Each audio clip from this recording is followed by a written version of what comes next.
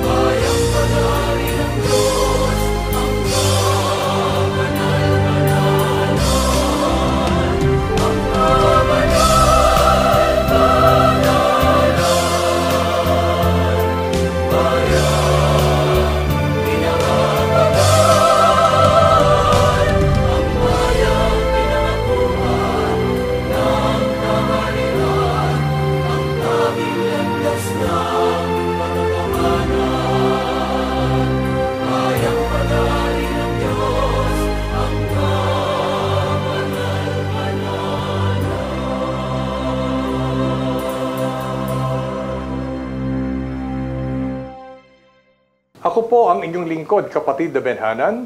Kapiling natin sa talakayang ito ang ating minamahal na kapatid na Neraya. Kapayapaan po, kapatid na Neraya. Kapayapaan po ang muling sumainyo, kapatid na Benhanan, at kapayapaan po ang muli ay aming pagbati sa aming mga minamahal na taga-subaybay ng palatuntunang ito na ang Kabanal-Banalan. Gaya po ng amin pong patuloy na inihahayag sa pagkasangkapan ng Diyos sa programang ito, ang mga paksang aralin ay tumatalakay po sa kung ano ba ang ibig ng Diyos para sa mga tao. At kung malaman natin ang kaloobang ito ng ating Panginoon, ay mag-udyok sa atin sa isang tamang pagpapasya na gawin natin, sampalatayanan natin ang ating Panginoon Diyos. Sapagkat ang paksa ay nagsasabing, dahil sa pananampalataya sa Diyos. Ano ang ibubunga sa mga tao na sila po ay gumagawa dahil sa pananampalataya sa Diyos? Ano ang malaking epekto nito kung ang tao po ay hindi sumasampalataya naman sa Diyos? Ito po ang laman ng ating paksang aralin na sama-sama nating pag-aaralan. At sa pagpapasimula, kapatid na Neraya, ano po ang mga mahalagang pangyayaring nasulat sa Biblia dahil sa pananampalataya? Ang sagot po ay mababasa natin sa Hebreo Kapitulo 11, versikulo 2, kasama ang talatang 4 sa salin po ng Biblia na Revised Tagalog Popular Version. Pakibasa po, kapatid na Benhanan. Kinalugdan ng Diyos ang mga tao noong una dahil sa kanilang pananampalataya sa Kanya. Dahil sa pananampalataya sa Diyos, si Abel ay nag-alay ng mas mabuting handog kaysa sa inihandog ni Cain. Kaya naman, si Abel ay kinilalang matuwid nang tanggapin ng Diyos ang kanyang handog kahit patay na siya. Nagsasalita pa siya sa pamamagitan ng kanyang pananampalataya sa Diyos. Maliwanag po ang ating narinig batay sa mga talatang ito na binasa ng ating kapatid na Benhanan. Kung ano ang mga mahalagang pangyayari na nasulat sa Biblia dahil sa pananampalataya. Ang una pong nasulat ayon sa pagkakatala ay kinalugdan ng Diyos ang mga tao ng una dahil sa kanilang pananampalataya sa Kanya. Opo, ang Diyos, bagamat mas mataas ang kanyang kalagayan kumpara sa mga tao, pero nagawa niyang malugod sa mga taong kanyang nilikha. At ito'y dahil sa ang tao'y natuto na manampalataya sa Kanya. At ang isang halimbawa na nakapagbigay lugod sa Diyos dahil sa pananampalataya sa Kanya ay si Abel. Udyok ng pananampalataya ni Abel ay nag-alay siya niya ng mas mabuting handog kaysa inihandog ni Cain. Kaya naman anya, si Abel ay kinilalang matwid. Hindi lang kinilalang matwid, kundi kinalugdan ng Diyos ang kanyang handog at tinanggap ng Panginoon ang kanyang mga paglilingkod. Kaya kahit anya na siya ay physically namatay, nagsasalita ang kanyang mga gawa dahil sa kanyang pananampalataya. Kaya sa ating panahon, ang lesson ay makatutulong din naman ng malaki kapag ang taong mula sa kalagayang walang pananampalataya ay matututong manampalataya, doon magsisimula na katulad ni Abel, makagawa tayo ng magawa na makapagpapalugod sa Panginoon at tanggapin niya tayo na kalugod-lugod sa kanyang banal na paningin. Kailangan lang lakipan natin ang pananampalataya ang lahat ng mga bagay na ilahandog nating paglilingkod sa ating Panginoong Diyos. Alam niyo, mga giliw naming mga taga-subaybay, kung atin pong babalikan ang kasaysayan tungkol sa magkapatid na Cain at Abel, sa totoo, kapwa sila naghandog sa Panginoon Diyos. Naghandog si Abel ng handog na susunugin, samantalang si Cain ay naghandog ng mga gugulayin. Subalit bakit mas naging kaluguran ng Diyos ang lalaking si Abel, samantalang pareho lamang silang naghandog sa ating Panginoon Diyos? Kapatid na Neraya, ano po kaya ang kulang? Bakit hindi naging kalugod-lugod si Cain sa paghahandog sa Panginoon Diyos? Ano po kaya ang sinasabi ng banal na kasulatan tungkol sa bagay na ito? Ang sagot po ay mababasa natin sa Hebreo, Kapitulo 11, versikulo 6. Sasalin pa rin ng Biblia na Revised Tagalog Popular Version. Kung hindi tayo sumasampalataya sa Diyos, hindi natin siya mabibigyan ng kaluguran. Sapagkat ang sino mang lumalapit sa Diyos ay dapat sumampalatayang may Diyos na nagbibigay ng gantimpala sa mga nananalig sa Kanya. Ito po ang tiyak na sagot. Ayon kay Apostol Pablo, ang lesson dun sa mga pangyayaring naganap sa paghahandog ni Cain at ni Abel, kaya naging kalugod-lugod. Si Abel sa harap ng Diyos, nag-alay siya, kalakip ng kanyang pananampalataya. Samantala ang kanyang kapatid na si Cain, nag-alay. Bunga lang ng kusa o kaya'y utos, pero hindi nilakipan ang pananampalataya.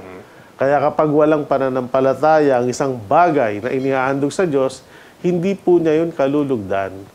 Kaya sabi ng Apostol Pablo, ang lesson nun na dapat nating matutunan, kung hindi tayo sasampalataya sa Diyos, hindi natin siya mabibigyang kaluguran. Dahil mahalagang sangkap ang pananampalataya sa Diyos para malugod siya sa atin. Sapagkat ang sino man na niya na lumalapit, nagbabalik loob sa Diyos, ay dapat sumampalatayang may Diyos na nagbibigay ng gantimpala sa lahat ng mga taong nananalig sa Kanya. Kaya tularan natin si Abel, ang lahat ng mga bagay na kanyang inihandog at ipinaglingkod sa Diyos, bukod sa kusa o utos, ginawa niya yon sa pananampalataya, kaya naging kalugod-lugod o katanggap-tanggap siya sa Panginoon. At wag natin tularan si Cain, na kahit kusa o nagawa lang dahil nautusan, pero hindi niya ginawa sa pananampalataya, kaya nireject ng Diyos o hindi tinanggap ng Diyos ang kanyang handog. Sa panahon po natin ngayon ay masasabi natin na kailangan ang mga tao ay totoong maghandog sa ating Panginoon Diyos. At ang paghahandog na ito ay tumutukoy po sa gawang paglilingkod sa Panginoon. Kalakip ng ating paglilingkod sa Diyos ay ang pagsunod sa Kanyang mga kautusan. Subalit mayroon pong ibinababala sa atin na mga tao sa kasalukuyang panahon. Gagawin natin at susundin natin ang kautusan ng Diyos nang hindi lamang basta susunod na gaya ng ginawa ng lalaking si Cain. Hinahanap at kinalulugdan ng Diyos ang gawang paglilingkod sa Kanya na mayroong pananampalataya. Tayo po ba'y sumasampalataya sa Diyos? Tayo po ba'y sumasampalatayang dapat nating paglingkuran ang Diyos? O sapat na yung basta maghandog lang tayo, hindi na natin inaalintana kung tatanggapin ba ito o hindi ng Panginoon. Sana magising tayo sa isang katotohanang hinahanap ng Diyos. Kung tayo po'y maglilingkod sa Kanya, tiyakin po natin na ito'y kalulugdan ng Panginoon. At upang matiyak nating kalulugdan at tatanggapin ng Diyos ang atin pong ginagawang handog na paglilingkod sa Kanya, gawin natin ito dahil sa pananampalataya sa Diyos. Tungkol pa rin sa pananampalataya sa Diyos, kapatid na Neraya. Ano po ang mga dakilang gawa na nag-uudyok sa tao na mayroong pananampalataya sa Diyos?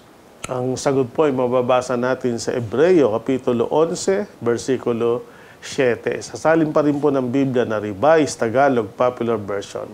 Dahil sa pananampalataya, pinakinggan ni Noe ang babala ng Diyos tungkol sa mga bagay na mangyayari, ngunit hindi pa niya nakikita.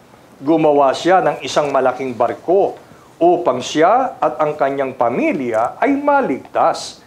Sa pamamagitan nito'y nahatulan ang sanlibutan. Ngunit si Noe ay ibinilang na matuwid dahil sa kanyang pananampalataya sa Diyos. Ito pa po ang mga kapahayagan na nagpapakilala ng kailangan talaga na magtaglay ang tao ng pananampalataya sa Diyos. Dahil sa mga pangyayaring nasulat at naganap ng unang panahon, ay marami tayong mapupulot na aral. Bukod kay Abel, narito naman ang pangyayari sa buhay ni Noe. Ano sabi ng Biblia? Dahil sa pananampalataya sa Diyos ni Noe, pinakinggan niya. Pinakinggan ni Noe ang babalang mula sa Diyos tungkol sa mga bagay na mangyayari sa hinaharap. At dahil sa pananampalataya, yon ay bagamat hindi pa niya nakikita, sapagkat sinalita ng bibig ng Panginoon, pinaniwalaan o sinampalatayanan niya na yung babalang yon. Kung wala siyang pananampalataya, babaliwalain niya yung mga babalang yon. Opo. Pero dahil sa pananampalataya sa Diyos, pinakinggan niya yon, tinandaan niya yon. At yung ding pananampalataya niya sa mga salitang yun ng Diyos, yun ang nag-udyok sa kanya. Pananampalataya pa rin ang nagpakilos para gumawa siya ng isang malaking barko o tinatawag na daong upang siya at ang kanya-anyang pamilya ay maligtas sapagkat yun ang itinuturo ng Diyos na paraan para sa kaligtasan nila noon. Na ang mangyayaring sinasabi, yun nga pong dahil sa kasamaan ng tao, sabi ng Diyos, umaabot na hanggang langit, ang kasamaan ay nagpasya ang Panginoon na gunawin ang sanglibutan sa pamamagitan ng baha. Yun ang babala at mangyayari ang mga bagay na yon at yun ay kanyang sinampalatayanan. At dahil sa pananampalataya, siya, ang asawa niya, ang mga anak niya, pati mga manugang niya ay nagtulong-tulong para gawin ang malaking barko. At sila'y nang utusang pumasok doon para wag malunod sa baha, sila'y sumunod. Kaya dito po pinapakita na pagka may pananampalataya ka sa Diyos, papakinggan mo siya. Pag may pananampalataya ka sa Diyos, hindi ka lang makikinig sa Kanya, susundin mo siya. At ang epekto ng iyong pakikinig at pagsunod dahil sa pananampalataya, ikaw at ang mga mahal mo sa buhay, ilalayo ka niya sa pagkapahamak at ikaw at sila ay maliligtas. Yun po, mga giliw naming mga taga-subaybay. Alam nyo, karaniwan na po sa isang tao na bago sumunod sa isang bagay ay naghahanap muna ng palatandaan kung dapat ba niyang sundin o hindi ang Panginoon. Masasabi nating si Noe ay hindi naging gayon, sapagkat sino nga ang magsaakala na darating ang panahon na ang buong mundo ay tatakpan ng tubig na tinatawag na baha. Napakaganda. Nung panahon na yon na ginagawa ni Noe ang arko, hindi siya nagdalawang isip na, teka muna, pagagawin mo ko ng barko, Panginoon, ang ganda-ganda ng panahon. At bakit mo naman ako pagagawin ng barko sa taluktok ng bundok? Sapagkat karaniwan na ang mga barko o bangka ay ginagawa sa tabing dagat, hindi malayo sa dagat. Pero dito'y kitang-kita natin kung ano ang nag-udyok kay Noe para gawin ang barko sa isang panahong walang palatandaang magkakaroon ng isang napakalaking baha sa sanglibutan. Ang lahat ng ito'y nangyari at naganap dahil sa pananampalataya ni Noe sa Diyos. Kaya kung tayo ay dumarating sa isang sitwasyon na para bagang hindi natin maarok ng ating pag-iisip ang utos ng Panginoon, gamitin natin yung pananampalataya natin. Sapagkat kung ito ang ating gagamitin, tiyak na tiyak, hindi niya tayo ipapahabak. Tiyak na tiyak, maaabot natin ang sa ikabubuti ng bawat taong sumasampalataya sa Diyos. Kaya napakahalaga po na magtaglay tayo ng pananampalataya sa Diyos. Sapagkat kung wala ito, mawawalan tayo ng direksyon sa buhay na ito.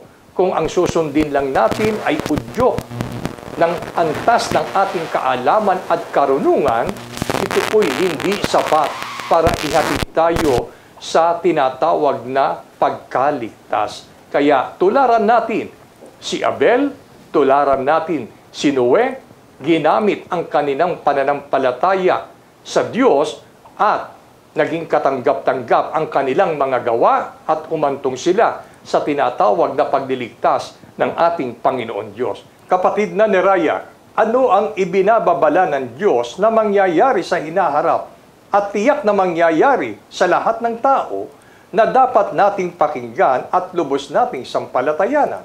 Ang sagot po ay sa pamamagitan ng Apostol Pablo sa kanyang pagsulat sa mga Ebreyo. Sa Ebreyo Kapitulo 9, versikulo 27. At kung paanong itinakda sa mga tao ang mamatay na minsan, at pagkatapos nito ay ang paghuhukom.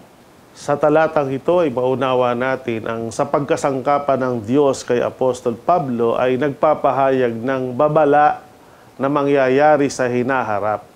At kung tayo ay katulad ni Noe, ay lubos na sasampalataya, bahagi ito ng ating paniniwalaan at paghahandaan. Dalawang bagay po ang nakasulat dito. Yung tungkol sa mga bagay na itinakda ng Diyos sa mga tao na mangyayari sa hinaharap. Ang unang takda, kung paano niya itinakda sa mga tao ang mamatay na minsan. Ang pangalawang takda, pagkatapos nito ay ang paghuhukom. Opo, meron takdang kamatayan na ibinabalbala ng Diyos sa lahat ng tao na sa ayaw man o sa gusto, paniwalaan man o hindi paniwalaan, ito ang tiyak na mangyayari. Opo.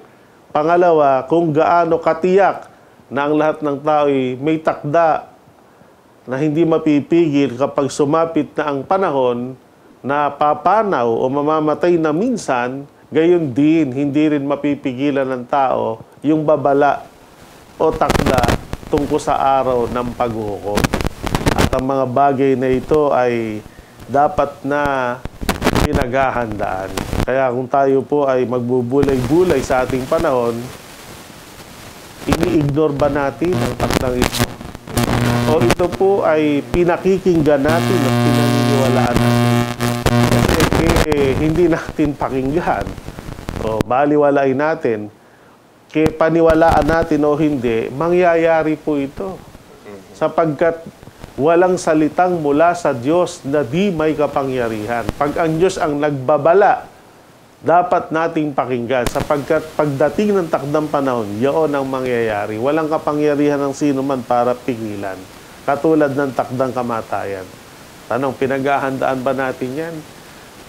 At kung tayo naghahanda, batay ba sa paraang itinuturo ng Biblia ang paghahanda natin sa pagsapit sa araw ng kamatayan o ayon lang sa pisikal na paraang alam natin na ang tao, pinaghahandaan lang na kung ako'y mamamatay, saan ako'y buburol, saan ako'y lilibing, kanino ko'y pamamana yung aking ari-arian, hanggang doon lang.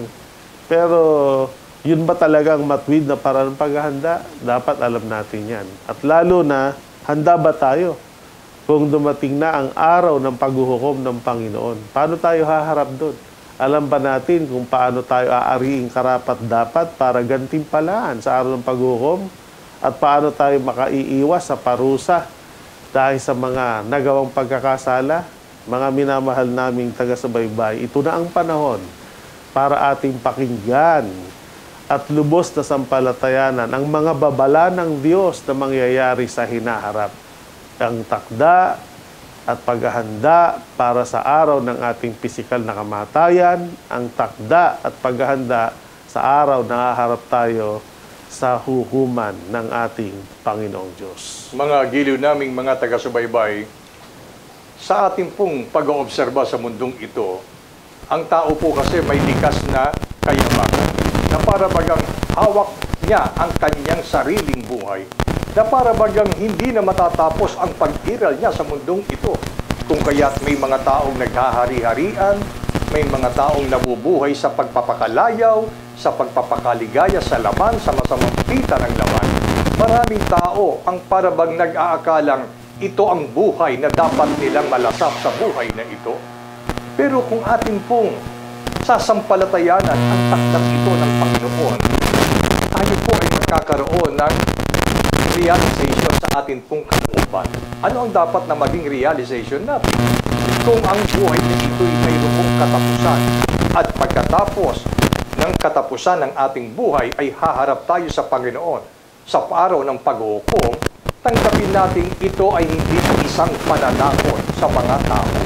Kung minsan ganyan ang isip ng tao, kaya ayokong makikinig ng mga salita ng Diyos Kasi may mga anyo ng mga pananakot. Kaya dahil yan, ayoko nang makinig. Huwag pong ganon. Kaya namin inihahayag at itinuturo ang bagay na ito. Sa halip na tayo ay matakot, ay matutunan natin sa ating kalooban at magkaroon tayo ng isang pagpapasya. Oo nga, may katapusan ang buhay ko sa mundong ito. Kaya dahil dito, para ako'y makaharap ng matuwid sa paghuhukom ng Panginoon, paghahandaan ko ang araw ng aking kamatayan. Marami may iba't ibang paraan kung papaano pinaghahandaan ang kanilang kamatayan sa buhay na ito. Gaya ng nabanggit kanina na ang tao'y gumugugol ng malaking salapi para lang po makatiyak na sa araw ng kanyang kamatayan ay mayroon siyang magandang paglalagakan ng kanyang bangkay. Di po ba? Bumibili ng mga death insurance, bumibili ng mga lote sa Memorial Park, at pagkatapos kung ito ay kanyang mapaghandaan, parang sinasabi na niyang, handa na akong mamatay. Doon lang ba natatapos ang paghahandang dapat gawin ng tao? Kapatid na Neraya, ano po ang matuwid na paraan ng paghahanda na dapat gawin ng tao sa pamamagitan ng pagtuturong ito sa araw ng kanyang kamatayan at sa araw ng paghuhukom? Itinuro po ito ng Apostol Santiago sa kanyang sulat. Mababasa natin sa Kapitulo 2, versikulo 8, kasama po ang talatang 13. Pakibasa po, kapatid na Benhanan. Gayunman, kung inyong ganapin ang kautosang hari, ayon sa kasulatan, iibigin mo ang iyong kapwa na gaya ng sa iyong sarili, ay nagsisigawa kayo ng mabuti, sapagkat ang paghuhukom ay walang awa doon sa hindi nagpakita ng awa. Ang awa ay lumuluwalhati laban sa paghuhukom. Sa mga paunang talatang ito na binasa ng ating kapatid na Benhanan ay ini-inform tayo kung paano ang pasimula nating paghahanda para sa pagharap sa ibinabalang mangyayari sa hinaharap tungkol sa araw ng ating pisikal na kamatayan at yung araw ng pagharap natin sa Diyos sa kanyang hukuman. Ang una, sinabi dito, habang tayo ay nabubuhay pa, bago dumating yung araw ng ating kamatayan, ganapin natin yung kautosang hari. Makita natin yung buhay na kaloob ng Diyos sa atin ay ibinigay niya para makaganap tayo ng kanyang kautusan. No?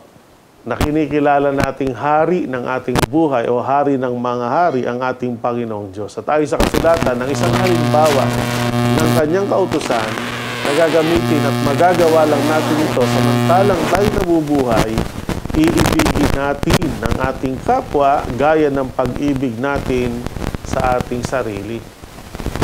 Opo, ibigin natin ang ating kapwa gaya ng ating sarili, at kung magawa natin ito, kasama nito'y nagsisigawa tayo ng mabuti sa kanyang paningin.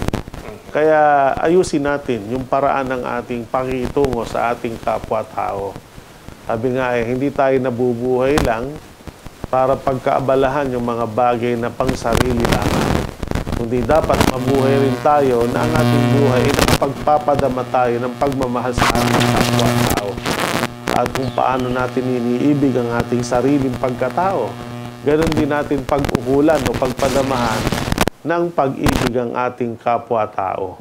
At ang isang paraan o kahayagan ng pag-ibig, ang pag-ibigan niya, hindi gumagawa ng masama sa kanyang kapwa. Ang logic, kung hindi gumagawa ng masama, anong ginagawa nito? Ano yung pagmamahal? Ang palagi niyang iniisip, sinasabit, ginagawa, yun lang makabubuti sa kanyang minamahal. At doon nagkukulang po ang maraming tao sa ating panahon. Wala nang ang pag-ibig, wala pang malasakit sa kanyang kapwa. Samantalang, yon ang kautosang hari. At yun ang isa sa dahilan kung bakit patuloy niya tayong binubuhay. Inaasahan ng Diyos bilang bahagi ng paghahanda sa araw ng ating pagpanaw bago dumating yung tayo mamamatay, nagamit natin ang ating buhay sa pagmamahal sa ating kapwa-tao. Hindi yung ating sarili lang ang ating minahal, kundi minahal din natin ang ating kapwa. At gumawa tayo ng mga gawa na hindi lang ang nakinabang ng mabuti ay ang ating sarili, kundi pinakinabangan din ng mabuti yung ating ginawa para sa kapwa. Kaya pagkakawag-gawa, pagtulong sa mga nangangailangan, sa mga material na bagay, higit at lalo ang pinakamahalagang mabuti o tulong na magagawa natin sa ating kapwa ay matulungan natin sila na maligtas sa pamamagitan ng pagbabahagi ng mga salita ng Diyos na dapat sampalatayanan sapagkat ito ang kapangyarihan ng Diyos para sa ikaliligtas, katulad ng ginagawa ng programang ito na ang kabanal-banalan, na ang unang dahilan kaya patuloy na ginagawa, ito ay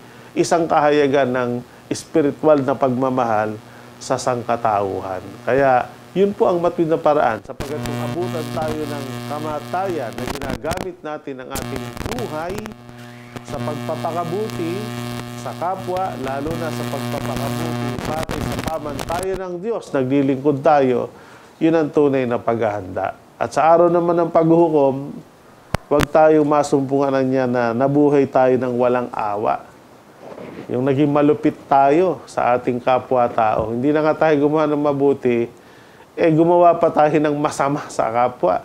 Sapagkat sabi sa Biblia, ang paghuhukom ay walang awa sa mga taong hindi nagpakita ng awa. Makaliligtas lang tayo sa parusa ng Diyos sa araw ng paghuhukom kung ang iiral sa Panginoon sa araw na yon ay kaawaan. Ang tanong, kanino siya maaawa? Sa mga taong maawain. Kaya huwag tayong maging mabagsik o huwag tayong maging malupit, mapanakit sa kapwa-tao. Maging maawain tayo, maging matulungin tayo sa ating kapwa. Sapagkat sa araw ng paghuhukom, maaawa din ang Diyos sa mga taong maawain. At pag ang Diyos naawa, kahit na may kamalian ka, pagkukulang ka kasalanan, tinatakpan ng awa yung iyong pagkakamali. Sa halip na parusa, pagpapatawad ibibigay ng Diyos sa iyo. Kaya, pero kung ikaw naman ay naging mabagsik, humihingi na ng patawad yung tao sa iyo na nagkasala, ayaw mong patawarin sa araw ng paghukom, hindi rin tayo patatawarin ng Panginoon. Kaya yun po, maging maayos tayo, maging mabuti tayo sa ating kapwa, lalo na maging mabuti tayo sa paningin ng Diyos, maging masunurin tayo sa kanyang mga utos, paglingkuran natin siya, para ang ibinabala na mangyayari sa hinaharap.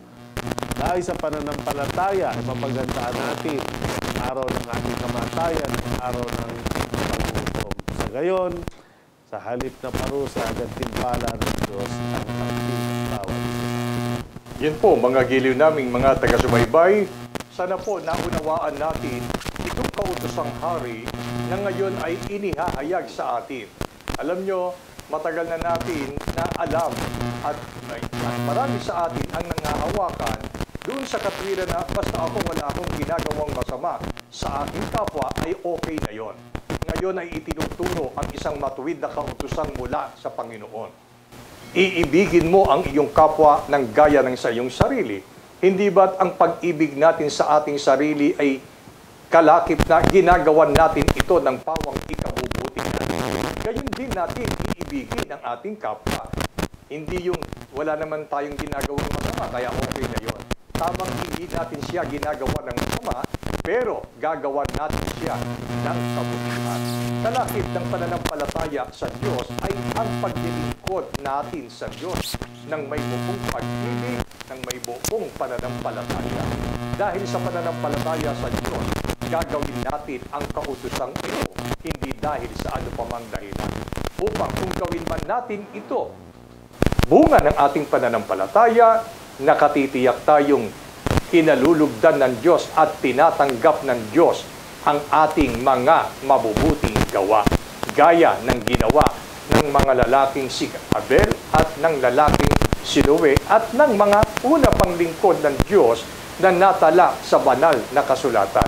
Hangad namin at dalangin namin, mga minamahal na kapatid, na gagawa tayo ng paglilingkod sa Diyos, gagawa tayo ng kabutihan sa ating kapwa dahil sa ating pananampalataya sa Diyos. Ito ang ipagpala sa ating lahat mula ngayon at magpakailanman. Amen. Maraming salamat po sa inyong pagtangkilik sa palatuntunang ito ng Kabanal-Banalang Iglesia ng Diyos kay Kristo Jesus. Kung nais po ninyong mapanood ang iba pa naming programa, at upang lubos po ninyong makilala ang Kabanal-Banalang Iglesia ng Diyos kay Kristo Jesus, mag-subscribe sa ating YouTube channel na The Most Holy Church, bisitahin ang aming Facebook page na MHC Media. At bisitahin ang ating official website na www.mostholychurch.com. Maraming salamat po.